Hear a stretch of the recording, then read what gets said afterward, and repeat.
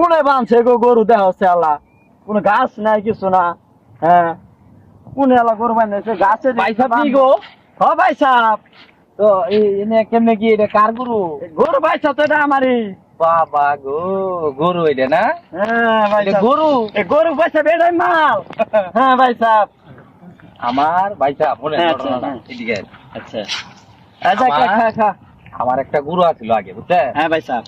গরু যদি লেদাইছে, হ্যাঁ, রে ভাই সাহেব মনে করেন যে আপনার দুতলা রুফিতে গেলে লেদা পড়ছে। আই সর্বনাশ।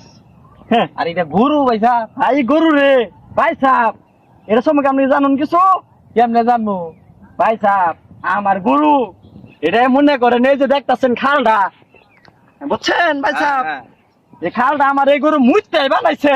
সর্বনাশ, ডাহাতি করে আলছে, ডাহাতি করে আলছে।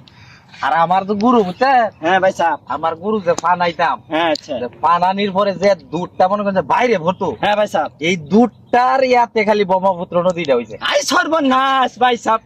ভাই সাহেব নিয়ে আমার এটা সম্পর্কে জানেন না কিছু দিলাম নে।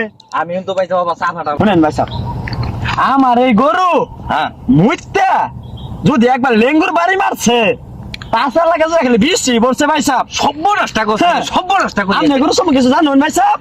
কেমনে জানবো ভাই সাহেব? এই গরু সম্পর্কে কেমনে জানবো? আমরা না কইলে কেমনে জানবো? হ্যাঁ ভাই সাহেব, এটা মারলি ভাই সাহেব। ডাহাতি করি আছে, ডাহাতি করি আছে। গরুটা আমারটাও ভাই সাহেব আপনার দেখানি দরকার, বুঝো? দেখুন আপনি গরুটা মিয়া কেমন গরুটা দেখছুন না? গরুটা চাই দেখছি, গরুটা চাই দেখুন আপনি।